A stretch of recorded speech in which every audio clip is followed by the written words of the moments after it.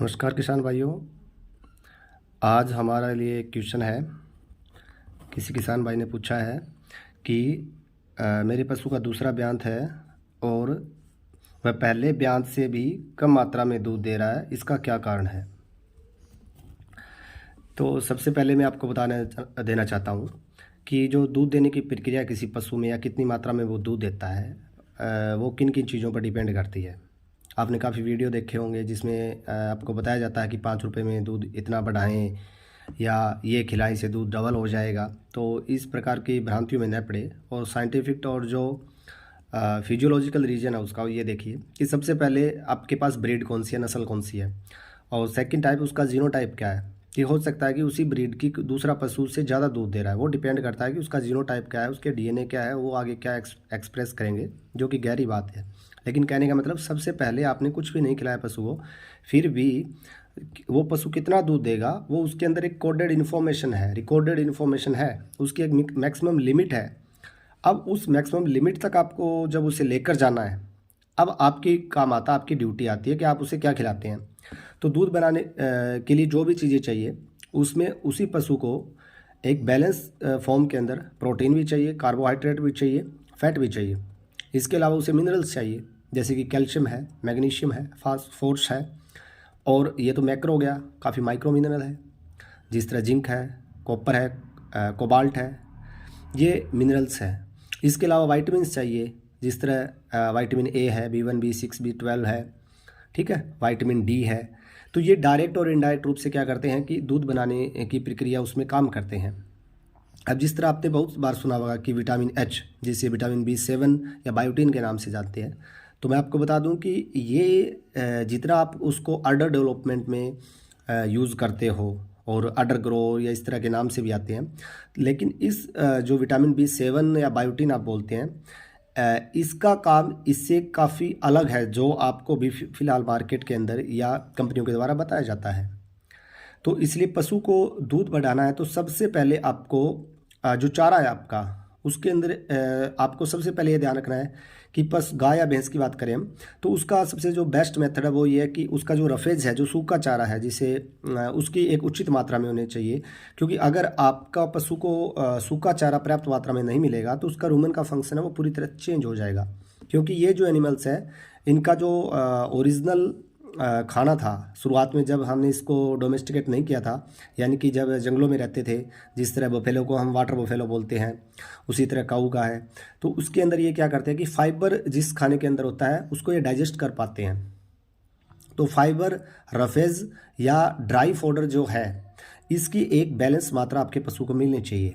अब क्योंकि हमने इस ब्रीड को इम्प्रूवमेंट कर दिया है, मिल्क प्रोडक्शन को बढ़ा दिया है, तो हमें इसके साथ साथ सिर्फ उस सूखे चारे के साथ हम उतना दूध नहीं ले सकते। तो उसके साथ हमें क्या करना चाहिए, जो हमारा ड्राई मैटर इंटेक है, जिसके अंदर हम जिसे चाट बोलते हैं, बंटा बोलते हैं, उसके अंदर हम क्या डालते हैं, उसके अंदर हम अनाज डालते हैं या किसी भी जो भी तेल के बीज वाली फसल होती है उसकी खल डालते हैं या चोकर डालते हैं। बड़े बड़े तौर पर आप ले लीजिए कि इसको आप 1/3 1/3 1/3 में ले लीजिए कि आप अनाज है जिसके अंदर आपका मक्की है, गेहूं है, बाजरी है, चना है, ठीक है, और चावल है या चावल का छिलका है, ये हो गया। खली के अंदर आप चाहे सरसों की खल है, चाहे बिनौले की खल की है, चाहे मूंगफली की खल की है, चाहे सोयाबीन की खल की है। मूंगफली और सोयाबीन की खल काफ़ी कम मिलती है, लेकिन उसमें प्रोटीन इंटेक ज़्यादा होता है। तो ये खल की बात हो गई। 1/3 आप हैं ये ले सकते हैं, 30% लगा लीजिए एक बार, 30% 30%, और 30% में हम क्या कर सकते हैं, उसमें चोकर ले सकते हैं। आप चने की चूरी ले सकते हैं, गेहूं का जो चोकर है वो ले सकते हैं, इसके अलावा चावल की पॉलिश ले सकते हैं। और अब हमें इसके अंदर डालते हैं मिनरल मिक्सचर। मिनरल मिक्सचर का एक बड़ा सा लिहाजा ये कि आप उसमें 2% डालिए सभी पशुओं के लिए। अगर बहुत ज़्यादा दूध देने वाले पशु तो उसके अंदर हम आगे चेंज करेंगे। तो जैसे आप 2% मिनरल मिक्सचर डालते हैं और 1% आप नमक डालते हैं, ठीक है, और 1% से 2% आप मोलासिस भी डाल सकते हैं, जो पुराना गुड़ होता है, ठीक है, इससे डाइजेशन काफ़ी अच्छा होता है। अब ये चीज़ें हैं जो बैलेंस डाइट आपकी रूटीन में चलनी चाहिए, ठीक है। इसके अलावा जब हम ग्रीन फॉडर लाते हैं, हरा चारा हमारे खेत में हो जाता है, तो उसमें हम थोड़ा सा चेंज कर सकते हैं। यहाँ पर थोड़ा सा जो ड्राई मैटर इंटेक है और थोड़ा सा रफेज है, उसकी जगह हम जो ग्रीन फॉडर को ले सकते हैं, क्योंकि ग्रीन फॉडर के अंदर क्या होता है, पानी काफ़ी अच्छी मात्रा में मिलता है, इसके अलावा कई मिनरल्स होते हैं, इतनी फैट नहीं होती, इतना प्रोटीन नहीं होता, इतने कार्बोहाइड्रेट्स नहीं होते। हाँ, अगर हरा चारा नहीं है, जो साइलेज एक अच्छा मेथड है जो कि इससे सस्ता पड़ता है, और आज के टाइम के अंदर हर रोज़ हरा चारा लाना काटना भी काफ़ी मुश्किल होता है, तो हरे चारे की जगह साइलेज ले सकता है। ठीक है, उसके बाद में स्टार्ट होता है हमारा कि जो मिनरल मिक्सचर है। अब मिनरल मिक्सचर के अंदर भी क्या होता है, दूध के अंदर कैल्शियम बहुत चाहिए, फास्फोरस उससे आधा चाहिए, मैग्नीशियम चाहिए, और वो जो कॉपर कोबाल्ट जिंक है, ये चीज़ें चाहिए। तो ये मिनरल मिक्सचर हमारा एक कवर करेगा। कुछ पशु ऐसे होते हैं जिसमें 30 लीटर से ज़्यादा दूध होता है, कुछ एचएफ काऊ, और उसके बाद में उनकी बॉडी स्कोर है वो गिर जाता है, और काफ़ी पसलियाँ दिखाई देने लग जाती है, बोन्स दिखाई देने लग जाती है। तो उसमें हम एक्स्ट्रा बाईपास फैट डाल सकते हैं। काफ़ी कंपनियों के बाईपास फैट आते हैं, और यहाँ पर ये क्वेश्चन मार्क लगता है कि क्या हमें सरसों का तेल या घी देना चाहिए। रूमन का फंक्शन अलग है, वो एक अलग टेम्परेचर पर चीज़ों को हजम करता है।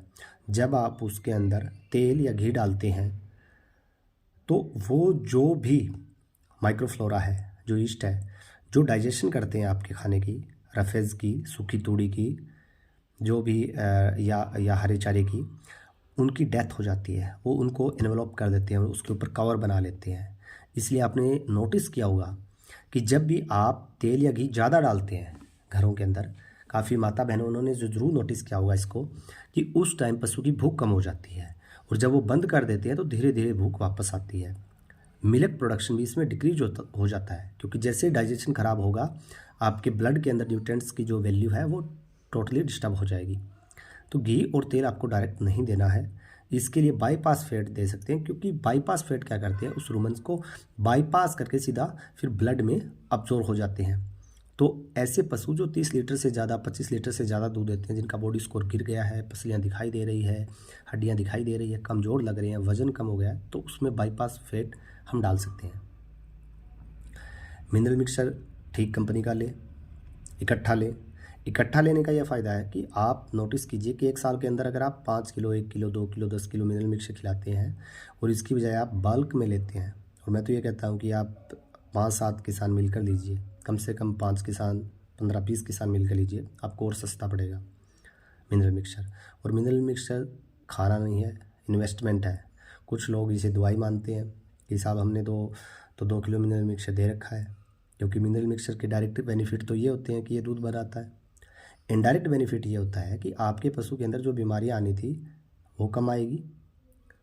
जो पशु फिरता है, बच्चादानी के अंदर इन्फेक्शन हो गया है, मेट्राइटिस हो गया है, एंडोमेट्राइटिस हो गया है, पायोमेट्रा हो गया है, वो नहीं होने देगा, कम करेगा। जेर टाइम पर गिराएगा। ये एक बड़ा मसला होता है हमारे गांव के अंदर कि अगर पशु जेर नहीं गिरता है तो कहते हैं कि साहब इसने जेर नहीं गिराया, पता नहीं क्या हो जाएगा। ऐसा नहीं होता है। यूरोप के अंदर, ऑस्ट्रेलिया के अंदर जो डेयरियाँ होती हैं वो जेर के ऊपर इतना हो हल्ला नहीं करते हैं। अगर आप पशु का जेर नहीं गिरा रहा है तो इतना सीरियस होने की बात नहीं है। आप 1-2 बार प्रैक्टिकल करके देखिए, जो आपके आसपास के आपके जो डॉक्टर हैं, अच्छे वेटरनरी सर्जन्स हैं, तो उनके संपर्क में रहकर आप ये देखिए कि जेर न गिराना इतनी बड़ी बात नहीं है। लेकिन अगर हम उसे हाथ से एसेप्टिक कंडीशन में उस जेर को निकालते हैं और उसके बाद में जो कॉम्प्लिकेशन आती है, जब आप जेर खींचते हो उस टाइम जो कोटिलिडन्स जब उस यूट्रस के पार्ट्स को खींचते हैं आप, तो उस टाइम क्या होता है कि ब्लीडिंग होती है, और उस ब्लीडिंग्स के अंदर यूट्रस के अंदर ट्रॉमा होता है, काफ़ी हिस्टामिन निकलते हैं, प्रोस्टाग्लैंडिन रिलीज होता है, वहाँ का एनवायरनमेंट पूरी तरह बैक्टीरिया के हक में आ जाता है, और वहाँ पर इन्फेक्शन स्टार्ट हो जाता है और पायोमेट्रा बन जाता है। उससे पशु को थोड़ा थोड़ा टेम्परेचर रहता है, बहुत ज़्यादा इंजरी हो गई तो कई बार पशु की डेथ भी हो जाती है। तो जेर वाला एक ऐसा मसला है कि जिसमें आपको ये नहीं दे सकते, घंटे नहीं दे सकते, आजकल वो ट्रेंड नहीं है। कुछ सावधानियाँ है, कुछ हार्मोन्स के इंजेक्शन है। वैसे ऐसे कोई चीज़ अब तक एविडेंस नहीं मिला है कि आप ये देंगे और वो फलाना पशु जेर गिरा देगा। लेकिन अगर पशु प्रेग्नेंट अब तक ब्याया नहीं है, 3-4 महीने पड़े हैं, उस टाइम अगर आप उसकी खुराक के अंदर vitamin A, D, E, selenium, zinc, ये चीज़ें प्रॉपर मात्रा में रहती है, तो ये देखा गया है रिसर्च स्टडी के अंदर। मैंने पढ़ा है ये चीज़ें कि ये एक हेल्पफुल कंडीशन क्रिएट करते हैं ताकि वो पशु की जेर रुके ना, कुछ जेनेटिक फैक्टर ऐसे होते हैं जिसमें पशु हर ब्यात में वो पशु जहर रोकता है, लेकिन वो एक प्रॉब्लम है। लेकिन आप उस कॉम्प्लिकेशन को कम कैसे कर सकते हैं कि आप एक अच्छे डॉक्टर से जब उसका मशवरा करेंगे कि ये भी नहीं करना है। एक आपको नई बात बताता हूँ कि आप ब्याते ही पशु की आपने पता चला 24 घंटे हो गए जहर निकली, आपने एंटीबायोटिक्स स्टार्ट कर दी। एंटीबायोटिक्स का भी एक नेगेटिव रिपरकशन देखने का मिला है, मैंने रिसर्च पेपर में पढ़ा है।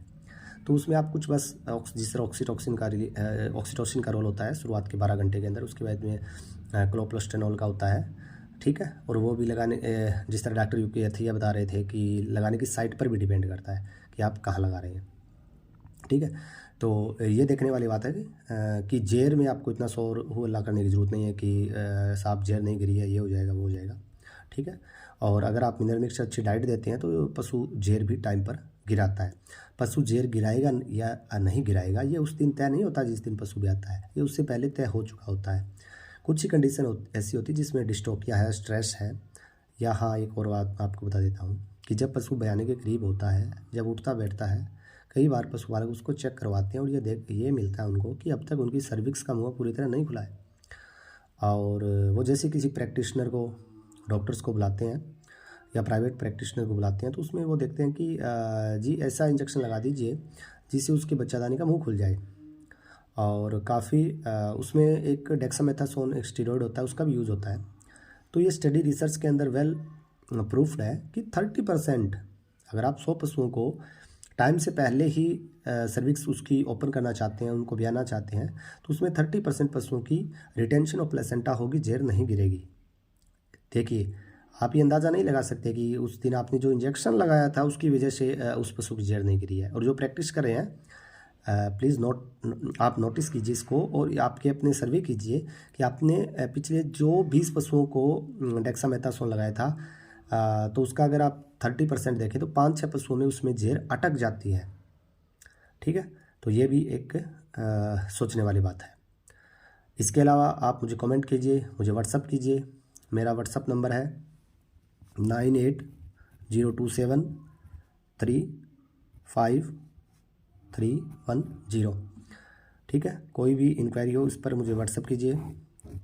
हमारी टीम का कोई भी टीम का मतलब कि हमारे पास जितने भी वेटनरी सर्जन्स हैं जिनके संपर्क में हम रहते हैं, या जो पीएचडी होल्डर है, जो रिसर्च कर रहे हैं, प्रोफेसर है, रिटायर्ड प्रोफेसर है, यूनिवर्सिटी के प्रोफेसर है, उनसे हम सलाह मशवरा करते हैं।